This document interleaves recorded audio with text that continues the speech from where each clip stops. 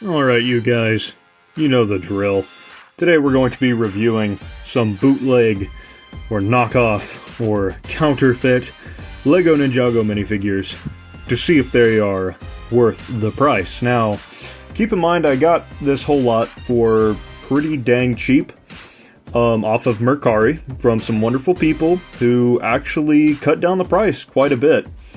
That being said, I really don't see anything wrong with you spending money on something you want to add to your collection. I'm just going to put it right here. Some of these figures look like they could be straight out of the sets. Like Pixel here. This is a beautiful, beautiful knockoff minifigure. This looks exactly like her 2014 rebooted counterpart, with the reverse face as well. Tell me that's not cool. Now, this figure goes for about $14 online. I paid $2 for this knockoff minifigure. That being said, do I think you should go out of your way to buy knockoff minifigures? Depends. Like this dynamic duo right here, Hands of Times, Acronix, and Crux. It didn't just come with all 4 time blades, their side cloaks, as well as their cloak pieces here. It also came with both of their hair pieces, just like in the set. Now guess how much I paid for these? If you guessed anything over $20, you're wrong. I actually only paid $15 for the both of these, which is amazing considering that their retail value for just their headpieces is almost $20 a piece. That being said, these two I would have never added to my collection because I do not believe in paying extremely extortionate amounts of money for, even though they're very cool, pieces of plastic. And unless it's, a complete set, I'm not going to say no to Ninjago City Gardens. Anyway, that's totally against the point. Acronix and Crux here both look amazing. Both fully printed up with all the details you would expect, with their hair pieces included. Now that being said, there was a little bit of a shoddy mistake on my on one of my head pieces there. That being the fact that the logo is just a little bit slid off to the left there, or I guess their right, but the other one was completely perfect, which is pretty nice. It looks really good. That being said, I also bought Nauticon. Why? Well, because what am I going to do? Drop $400 on Misfortune's Keep and hope that the figures are all in fairly decent condition? I could. Or I could have just spent, $2 to get a custom or bootleg or knockoff, whatever you want to call them. We could just go off and use a little hollow stud here, an official hollow stud. Smack it on top of his head. Boom, it matches his gloves. And look at that. Not only that, he came with the Sword of Souls. That looks like it has captured Sensei Wu, which is really, really cool. I love whenever they include details like that from the sets they actually came in. Like Pixel's Chrome Blade there, or the Hands of Time with both their hair pieces and all 4 of their blades. And just the fact he came with the Sword of Souls is really just the sprinkles. I don't know what to call it. You guys know what I'm saying. I've already worked 40 hours, or not 40 hours, goodness. Cut. Anyway, I've already worked 10 hours today. I'm kind of tired.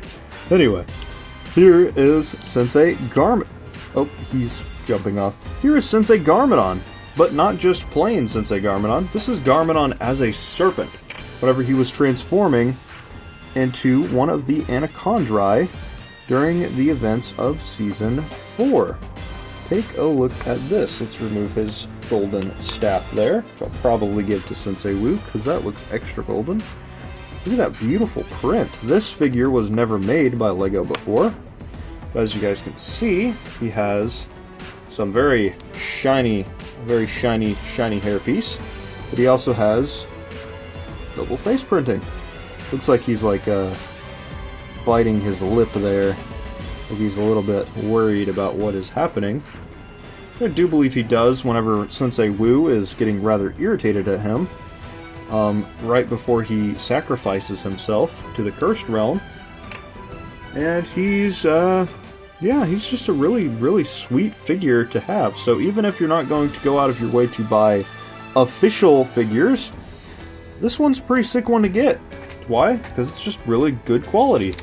Now, we've been looking at villains and Pixel and Garmadon for a decent amount of this, but they don't just make villains or side characters. They also make official ninja suits that I am, once again, too cheap to purchase, such as DXJ, who goes online for upwards of $50, or I could just buy him for $2 and call it good. So with that being said, I've been singing the praises of these bootleg figures, but why don't we go ahead and take a look at what the build process on one of these looks like. This is JDX, a very, very nice ninja suit. As you guys can see, the print quality is not rough. It's actually fairly decent. The head print isn't so bad. I've definitely seen worse, but I've also seen better. And this is kind of weird. So he does have a reverse face. This is actually the scared face from his Day of the Departed, I think whenever they went off and just made him another face print. So it was like his 2016 face update. So you manually have to put his arms on. It looks like he comes with the Nunchucks of Lightning, so that's pretty sick. He also includes a cape, but just for the sake of accuracy, I'm not going to be putting that on him, even though that is what they intended it for. Pretty sick if you want to make some customs, though. A nice dark blue cape. Look at that. You might be able to get some fairly decent capes out of this. So yeah. So we got Jay here. At least just about. Right now he's just missing his hood. You know, this figure really doesn't look so bad. The proportions are pretty good. If not, just a little skewed on the legs there. Looks like he's got some thighs going to him. He's got a very nice quality on his suit. I'd probably change the head out for something a little bit better looking, like an official head. And this is actually a really nice Ninjago. Surprised it actually looks that good. Yeah, you can tell it's a little bulky. But let's see what he would look like switched out with a better head and better mask. Alright, I think he looks a lot better. I think the thickness on the custom or bootleg cowl was just a little bit much. Let's take a look at the print quality on the back here. I mean, it's pretty simple, but I mean, it was based off a figure from 2011, so go figure. So that's Jay. Something I think that is really cool is these chrome pieces right here. Let's go ahead and build up the Nunchucks of Lightning real quick. It also came with a plain flat gold katana, which is still pretty neat. Would have liked to have gotten a solid, like, gold one of those. That would have been really cool. If I can even get these. Oh my goodness. Okay, so the pieces here to get these on are actually really, really tight. So that's not good for these nunchucks here. I mean, I guess they won't be falling apart anytime soon. So here is Jay and his golden Nunchucks of Lightning using the legacy hilts, just in gold. I mean, really, really chrome gold. So that's pretty sick. I'll probably make a custom with these. And, alright, let's get that. There we go. There's Jay with his DX ninja suit. So let's go ahead and build up the rest and see what they look like. Alright, so now we have all four of the original DX ninja suits all built up here with obviously Jay, as we just looked at 2 seconds ago, with his golden weapon of Spinjitzu. Pretty neat. Then we got Kai and Cherry Red here, which is really sweet. This new mold for the Sword of Fire actually looks pretty interesting. Makes the hilt just a little bit longer with a bit more detail in there. You can really see the outlines of those teeth there. Pretty sweet. I'll probably turn that into a custom. Maybe add a little bit of a custom paint job to that. Make it a little bit more chrome looking. Kai's suit actually though looks pretty good. I'm actually pretty impressed with the print quality on this one. Looks pretty good. And let's take a look at his emblem on the back. You can see his Ninjago movie smiling face there. Just says the word Kai. You know, this is honestly what Ninjago Legacy should have been. They should have literally just reprinted the old face prints and bodies, and then just gave an updated face print on the back, and maybe added just a little bit extra detail. Then here we have Zane. Zane's face probably looks the best of all of them. It's probably the most proportionate, most accurate one yet. If I can get it out of his ninja wrap. Oh my goodness. Turns out he's just the one that's trapped in there. I would not be shocked. You know what? Fine. He just wants to stay on. Alright. Just trust me. You can really see it in the eyebrows. Really good print quality here. I would have to say, other than Jay, Zane probably has the best DX design, simply because that white and gold looks amazing. Just says Zane back there with his original elemental emblem. And they gave him a bow and a golden sword instead of his shurikens of ice. Then we have Cole. Cole's actually another pretty good one in the face. And he's also got some pretty good quality, but it looks like Rocky's eye does not have a pupil, which kind of sucks because Flame and Shard and Wisp also do, but it looks like Rocky does not, which kind of stinks, but got really good print quality on this one too. Super, super shiny. And we get a updated Ninjago movie smiling face on the back, and it just says Cole. And he comes with a half chrome, half flat gold Scythe of Quakes, which is still pretty cool to get some new chrome parts. So other than the core 4, we actually have two others, that being a DX Lloyd and a DX Nia, which is really neat. Alright, and so here we can see that we have both of Nia DX and Lloyd DX here. Very noticeable, nice color difference between Nia and Kai. So you can see here, Nia has some very nice detailing on her suit. Very nice print quality, once again, and this is a 110% original design. Not sure who made it, but it's in minifigure form here now, so that's kind of crazy. Anyway, so we got Nia's little spear going on here. And yeah, as you guys can see coming around the back here, we get her happy Ninjago movie face, as well as her phoenix symbol with the word Nia underneath it. Which I think's pretty sweet. Very, like I said before, very nice print quality, and I actually really like this design. This is literally the reason I bought this set in particular. But then we come over here to Lloyd, and actually, not only do we get a very nice green, spring green hood, we get his sword that he's used since the Ninjago movie, and then we get some fantastic printing. Something I really like is that is actually the head of the original 2013 Golden Dragon, which I think is really sick. And then we come to the back here, and he has his symbol of, once again, the Golden Dragon with his name on it. I thought it would have been kind of neat if they would have gave him the original serpent that he had on his back, but still, some really sweet Ninja minifigures. As you guys can see here, I actually switched Zane and Cole's heads out with official ones, so this Zane head's a little beat up, but this Cole one looks really good. He looks official. Anyway, so let me know what you guys think about this DX collection down in the comments below. Honestly, I give it a solid 6.5 out of 10. So, another ninja suit line I needed to complete was the Day of the Departed. Now, I have Cole RX, but I needed to get all of the other ninja. And unfortunately, a lot of them were super expensive. And whenever I seen these, I knew, oh yeah, you knew we had to pick these up. Do you see how awful these heads are? These ones we are having to switch out. Look at how bad they are. They wouldn't have been so bad. Wait a second. They made the back of Jay's clips on his sword sheaths green. That is weird. That is so weird. And Cole has terrible print quality. See, this is what you should expect whenever you order fake minifigures. You should expect terrible prints and terrible quality. But thankfully, I think Cole is the only dud here. Because Lloyd actually looks fairly okay. His face print looks really bad, but other than that, his suit looks fairly good. Let's go ahead and crack these open and take a look at the disturbing innards.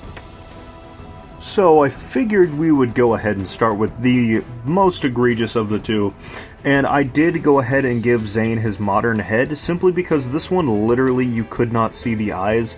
Look at this. This dude has forehead, B forehead, and after head. This dude's forehead is so dang huge that on both sides of his gosh darn face, you can't get it to shine through the mask. Why? Anyway, that's to be expected. So as you guys can see here, Zane actually looks pretty good. You can see, obviously this is his Day of the Departed robe. He's got his titanium colored armor, which is pretty sick, as well as this little dude here, this weird little ice double-bladed staff thingy that I'm pretty sure he used in one single possession set and never again. And then we have Cole. This is supposed to be the Scythe of Quakes, but I went ahead and just put the other golden blade on there. Yeah, he's definitely the worst looking one that we've seen so far, simply because this gray is just so dang light that it almost looks white. And his emblem looks pretty bad. His face print up there wouldn't be so bad if it wasn't shifted down so low. But other than that, he just looks like he's really squinting hard. And maybe like he's trying to see something out in the distance. And Zane's like, I do not see what you're trying to find, Cole. And Cole's like, wait a second, it's out there. I know it is. Anyway, moving on. I still can't believe this. B forehead. Bro truly is a sniper's dream. Alright, you guys already know it. Jay's my favorite ninja. And I hate to say it, but I think Jay's gonna have the opposite problem that that Zane has. Oh my goodness, look at how big this dude's face is. Oh my gosh. His suit just looks really washed out, and you can kind of see it. He's got literal green straps on the back of his sheaths there. So we're gonna go ahead and pause it. Alright, so while I was building Jay, yeah, they literally made it to where his swords are too thick. Oh my goodness. Are too thick. I'm gonna have to... There we go. They made it to where his swords are too thick to fit inside of his sword sheath. So either the sheath is too small, or the swords are too fat. So that's kind of wild. Anyway, as you guys can see here, Jay is bugging his eyes into the abyss. Look at how big his eyes are compared to the rest of his body. Anyway, so Jay's bugging his eyes out. Zane's back here like, huh? And then Cole's back here like, I can't see anything. Anyway, so Jay has his nunchucks here. As you guys can see, the silver colors are just completely gunmetal gray for some reason. Kinda whack. I can fix that though. Like I said, I bought these guys for like, as a set for like $15. That can always be fixed. Anyway, so I think it's pretty sick that it comes with the brown scabbard there. And, you know, you get some nunchucks, and I'm going to have a ton of knockoff golden katanas. So obviously, we're going to have to do something with those. But anyway, actually, I think Zane is still better than Jay and Cole. So I think it goes Cole's the worst, then Jay, and then we'll have to see. Because Zane's actually not that bad after you get rid of his sniper's dream forehead. Oh boy. Another one. Look at this. His face is so huge. The color of red on Kai is so extreme that even my light makes it look blood crimson. That is crazy. As you guys can see, Kai, unfortunately, also suffers from big brain syndrome, so obviously his eyes are gigantic and his face takes up the entirety of the top of his head to the bottom of his head. Anyway, other than that, his suit actually looks pretty good. I never noticed it about the Day of the Departed Kai, but apparently he has dark red arms, which I never really noticed, but I guess that does take after a ZX variant.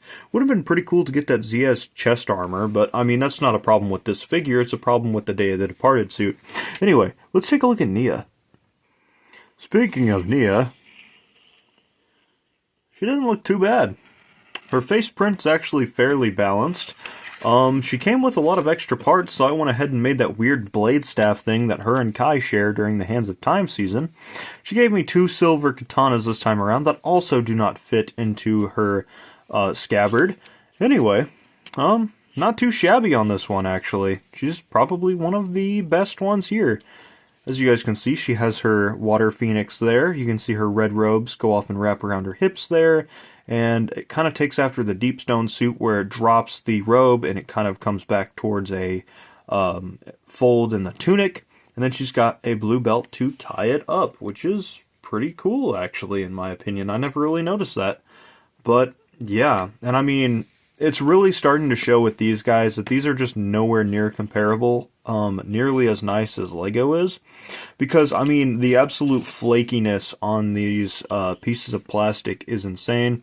So you guys can see here, there's just excess plastic all over these things. This piece is a perfect reason about what I'm talking about. Just all these extra plastic flakes that would not get by in an actual Lego set, that to a lot of people would just be really annoying, and they just literally just throw this away. Me personally, I'm gonna probably sand it down and use it in like a custom or something. I'm not really big on throwing stuff away, even if it is, you know, a knockoff Lego piece. You know, if I can use it, then I'm going to go off and use it. I'm not just gonna pitch it, but we'll have to see. Let's go look at Lloyd now.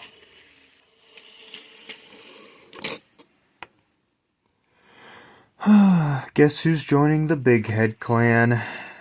Goodness, this is ridiculous. Holy crap, you guys. Lloyd came with the best weapon he's ever had.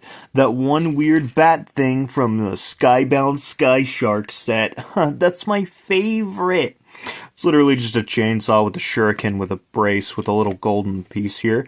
But other than that, this Lloyd figure is actually pretty good, other than his giant face. Other than that, though, take a look at that printing on his suit. That looks very, very crisp. You can see how terrible the quality is in his arm, with that weird flakiness on that plastic there.